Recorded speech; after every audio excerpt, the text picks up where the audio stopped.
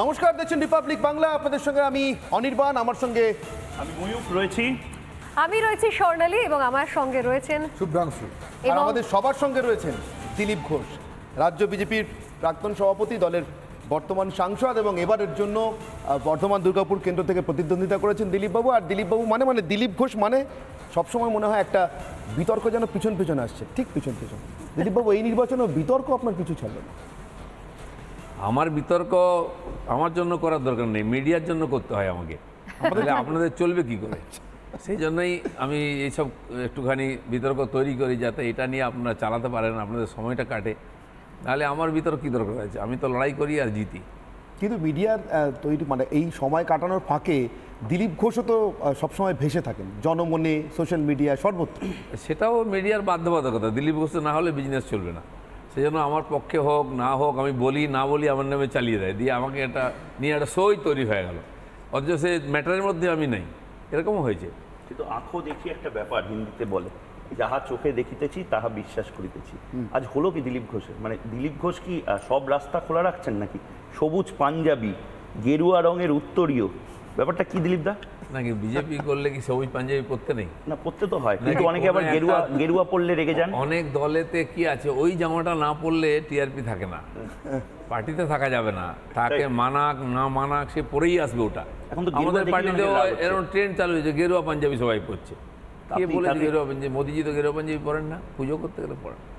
তো এটা একটা ট্রেন্ড, রাজনীতিতে কেউ না কেউ একটা কিছু ব্র্যান্ড মানিয়ে দেয়। দিলীপ ঘোষ এসব ভেঙে দেওয়া ঠিক গেরুয়াও নয়, এটা একটা হলুদ রয়েছে, তলায় আবার লালও রয়েছে, মানে সব রঙের একটা মিশেল। হ্যাঁ, প্রিন্টটা কিরকম? এটা খুশ মেজাজে আছে আজকে দিলীপ ঘোষ, ব্যাপার কি?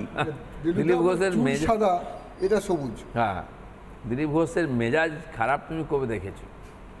হ্যাঁ, অনেকের মেজাজ খারাপ করে দিই আমি, তখনই সমস্যা হয়।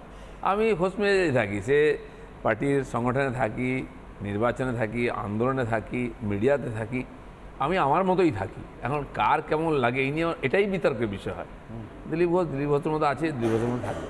দিলীপ ঘোষ কি শুধু দলের বাইরের লোকেরই মেজাজ বিগড়ন, নাকি দলের ভিতরের লোকেদের? সবার আমাকে দেখে অনেকেই মেজাজ বিগড়ে যায়, কিছু করার থাকে না। আর কারণ আমি তো কোনো জায়গায় অ্যাডজাস্ট করি না কারোর সঙ্গে। এ রাজ্যে দু একজনের নাম বলুন যাদের মেজাজ আপনাকে দেখলে বিগড়ে যায়। সে আপনারা জানেন, আমি অ্যাডজাস্ট করেন না কারোর সাথে, বড় কথা বলছেন। রাজনীতিবিদ হয়ে স্বর্ণালী বলছেন অ্যাডজাস্ট করবো না, যেখানে রাজনীতি মানে কম্প্রোমাইজ, রাজনীতি মানে অনেক সম্ভাবনার। যার দরকার আছে আমার সঙ্গে অ্যাডজাস্ট করবে। দিলীপ ঘোষ কারোর সঙ্গে অ্যাডজাস্ট করে না। দিলীপ দা কি জঙ্গলমহলের কথা? টানে টানে চল না তো কাটে দেবো। না, এটাও ঠিক, জঙ্গলমহলের লোক সোজাসুজি বোঝে, সোজাসুজি করে, ওই টানে টানে চলতে হবে একদম। এটাও হতে পারে, আমার রক্তে সেটা আছে। আমি আমার পার্টি, আমার সংগঠন, আমার আইডিওলজি, আমার ডিসিপ্লিন, এটা বুঝি, এর সঙ্গে কখনো সমঝোতা করি না। তা ওই সাম্রাজ্য ছেড়ে, পুরো মেদিনীপুর ছেড়ে, পুরো জঙ্গলমহল আপনার হাতে, কোথায় দুর্গাপুর দামোদরের তীরে দৌড়াতে এলো কীর্তি আজাদের সঙ্গে? যে সুবর্ণরেখার ধারে জিততে পারে সে দামোদরের ধারেও জিততে পারে। দামোদরে তো চোরা স্রোত নয়, পুরো বড় বান। সুবর্ণরেখা তো রাজনীতিটা এরকম, যারা ধরুন এখানে গলি ক্রিকেট খেলে বা ক্লাব ক্রিকেট খেলে, তাদের পক্ষে যদি ন্যাশনাল ক্রিকেটে দেন খুব অসুবিধা হয়। তো আপনাকে ন্যাশনাল ক্রিকেটের মানসিকতা নিয়ে ক্রিকেট খেলতে হবে, সেরকম আপনি যে টিমে খেলুন কোনো অসুবিধা হবে না। দিলীপ ঘোষকে হঠাৎ করে ইন্টারন্যাশনাল ক্রিকেট খেলার পর আবার রঞ্জি খেলার মতো করে দৌড়াতে হচ্ছে না, অনেক সময় কি আছে, নিজের শক্তির পরীক্ষা দেওয়ার জন্য নিচের থেকে হয়ে আসতে হয়, এবং নিজের ব্যক্তিগত জীবনে অনেক সময় সংকট এসে গেলে পেছনে গিয়ে আবার ওখান থেকে শুরু করতে হয়, যে কোথা থেকে বেরিয়েছিলাম, কোথায় যাচ্ছিলাম, রাস্তাটা ভুলে যায়নি তো। আপনি কি সংকটে পড়েছিলেন? অনেক জায়গায় আমার কোনো সংকট নেই, আমাকে নিয়ে অনেক সংকট হয়। স্বর্ণালী, আমি একটা কথা স্বর্ণালী কাছ থেকে জিজ্ঞাসা করবো, জানতে চাইবো, স্বর্ণালী আপনার কভার করতে গেছিল পুরো প্রচারটা, সারাদিন ছিল আপনার সঙ্গে। স্বর্ণালী বলছিল যে অসম্ভব জনপ্রিয়তা দিলীপ ঘোষের সম্পর্কে, সোশ্যাল মিডিয়া দেখলে একরকম মনে হয়, দিলীপ ঘোষকে সামনাসামনি দেখলে একরকম মনে হয়। আপনার সঙ্গে নাকি সব থেকে বেশি মহিলাদের সেলফি তোলার জনপ্রিয়তা। একটু আগে আমরা দেখাচ্ছিলাম বিজেপি সব থেকে বেশি মহিলা ভোট পাচ্ছে। স্বর্ণালী, একদমই তাই না, ওখানে তো ঠিকই যে বর্ধমানে যারা মহিলারা, তারা বেশিরভাগ ভোট আমাকেই দিয়েছেন। ওই লক্ষ্মী ভাণ্ডার ফান্ডার সব ভুলে গেছিল। তার অন্য কারণও আছে, ওখানে যে সন্ত্রাস ইত্যাদি ছিল, মহিলারা বহু বছর ভোট দেননি, তারা আমাকে কেঁদে কেঁদে বলেছিলেন আপনি বেরিয়ে ভোট দিতে যাবেন, দিলীপ ঘোষ আছে। আর সেটা দেখেছি আমি। কিন্তু মহিলাদের মধ্যে একটু সেলফি তোলার ট্রেন্ডটা বেশি আছে। আচ্ছা, মানে পুরুষদের থেকে আগে সব ভুলে গিয়ে আগে ফটো তুলবেন, সে যেই হোক, সে সেলিব্রিটি হোক, অন্য কেউ হোক, কিছু হোক। নিশ্চয়ই সোনালির সঙ্গেও তোলে কেউ সেলফি, তা আমার সঙ্গে অনেকে তোলেন, ভালো লাগে। আমার তো আর কাউকে দেওয়ার নেই, আমার নিন, পয়সা চাইবেন না, সেলফি নিয়ে নিন। এটা আমি বলি দিলীপদা, সবাইকে। যেহেতু স্বর্ণালীও একদম ক্যাম্পেনের কথাতে আসছিল, আমি একটা অন্য প্রসঙ্গে একদম কাটা ছেঁড়ার জায়গাটা এবার আমরা চারজন যারা সিনিয়র এডিটর রয়েছি, আমরা কাল বিকেল 5টা থেকে রাত 12টা অবধি টানা কাটা ছেঁড়া নম্বর নিয়ে করছিলাম।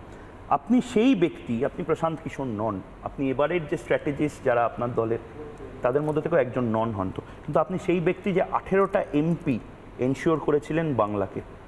এবারের যে ম্যাচ স্ট্র্যাটেজি, আপনি হেড কোচ নন, আপনি জয়সার মতন সিলেক্টর নন, এবারের টিমটা সেই টিমটা উইনিং টিম যদি হয়, কি কি ভালো জিনিস হয়েছে এবং কি কি খারাপ জিনিস, এটা সচিন তেন্ডুলকার কি মহেন্দ্র সিং ধোনিকে নিয়ে এই অ্যানালিসিসটা করতে পারবে এখানে? দেখুন, রেজাল্ট না হওয়া পর্যন্ত এই নিয়ে বেশি চর্চা করার কোনো মানে হয় না।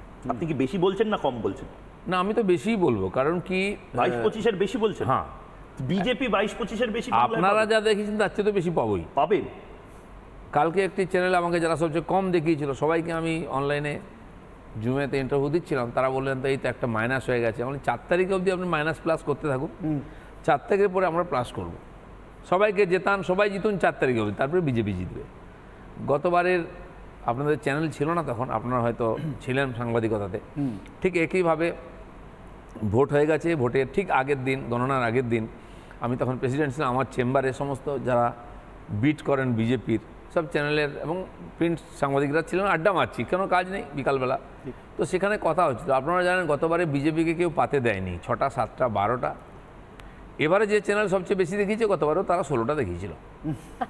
তারপরে আমি বলেছিলাম তাদের সাংবাদিককে, মানে তোমরা ভয় পাচ্ছ কেন, এখনও সত্যটা মানতে পারছো না? তিনি সিনিয়র সাংবাদিক, তিনি আমাকে বলেছিলেন, দিলীপদা এটা কি বাস্তব? আমি যে তোমরা যা দেখিয়েছো তার চেয়ে একটা সিট হলে বেশি পাবো, আর 1% হলে ভোট বেশি পাবো। ওনারা 39 দেখিয়েছিলেন ভোট, 40-এর বেশি পেয়েছি, আর 16 সিট দেখেছিলেন 18 পেয়েছি। আমি আপনাদেরকে এখানে বলে যাচ্ছি, এবারও যে যা দেখিয়েছে বেশিরভাগই তার চেয়ে আমরা বেশি পাবো, কারণ ট্রেন্ড ওই দিকেই আছে। আর এমন এমন সিটে এমন রেজাল্ট হবে, সেটা একটা চমকে যাওয়ার মতো। কোন কোন সিটে? যেটা আমরা জিতিনি এমন সিট আছে। কি একটু বলুন না, আপনি হচ্ছেন সেফোলজিস্ট আমাদের, ধরে না, আমি দিলীপ কখনো- ঘোষ দা সেফোলজিস্ট। আমি কখনো সেফোলজিস্ট নই, আমি আমার পলিসিও তৈরি করতাম। আমাকে মিটিংয়ে ডাকা হতে পারে বাটিতে, এটা নিয়ে পলিসি বলেন, পলিসি আপনারা করুন, এক্সিকিউশন আমি করি। এই শাবাশ। আমি প্রেসিডেন্ট থাকতেও জিজ্ঞেস করুন, আমার সুব্রত দা ছিলেন, আরও সব আমার যারা টিম ছিল, তারা ঘন্টার ঘন্টা মিটিং করতো ঘরের মধ্যে। আমি বাইরে আছি, খালি ইয়েস নো করার জন্য ফোন করতাম আমাকে, যে এই ঠিক হয়েছে কি না, কোনো এডিশন অল্টারেশন আমি বলতাম, আর মাটি দাঁড়িয়ে বলে দিতাম কোথায় কী হবে। না, একটা খালি এই ভোটে সুকান্ত মজুমদার মেদিনীপুর কি হবে? করলেন? আপনার ছেড়ে আসা মেদিনীপুর কি হবে? মেদিনীপুরও জিতবে। জিতবে? আমি বলছি যতগুলো জেতা সিট জিতবে? সবকটাই আমরা জিতবো। খড়গপুরে এসে এই বিপুল ভোটটা দেবে? কম বেশি হতে পারে মার্জিন। যে লোকগুলো দিলীপ দা করে লাফাতে যেত, সেই লোকগুলো কি করেছে? বলেছেন, এটা অস্বীকার করা যায় না। কারণ আপনাকে বলি, আমরা 3 জন যখন বিধানসভায় জিতলাম, আমাকে আমার তৎকালীন সভাপতি ফোন করেছিলেন ভোটের কদিন আগে, ক্যা দিলীপ দা কিতনা হোগা? আমি সবে 6 মাস এসেছি রাজনীতি, মানে 1 বছরে 6 মাস প্রেসিডেন্টও হয়নি, 4-5 মাস। আমি ডিসেম্বরে প্রেসিডেন্ট হলাম, আর মার্চে রেজাল্ট ঘোষণা হয়ে গেল, মেতে রেজাল্ট হলো। তো আমার যা তজুর্বা ছিল, আমি যে 8-10টা সিট জিততে পারি। তো জিতলো 3টে, কিন্তু 7টা সেকেন্ড পজিশনে ছিলাম, 10টা হয়ে গেল। তো তখন আমার যা ছিল, পরে একই রকমভাবে এবারেও প্রাইম মিনিস্টার আমাকে জিজ্ঞেস করেছেন ক্যা হোগা, আমি ওনাকে একটা সংখ্যা বলেছি, দেখে নেবো সেটা। এই ধরনের সেফোলজিস্ট আমি ছিলাম না, আর কোনোদিন আমি ওই ধরনের কাগজে পত্রে রাজনীতি করিনি, কারণ রাজনীতিটা হচ্ছে মাটিতে প্র্যাকটিক্যাল, আর যারা এই ধরনের রাজনীতি করেছে ভারতবর্ষে তারাই সফল হয়েছে।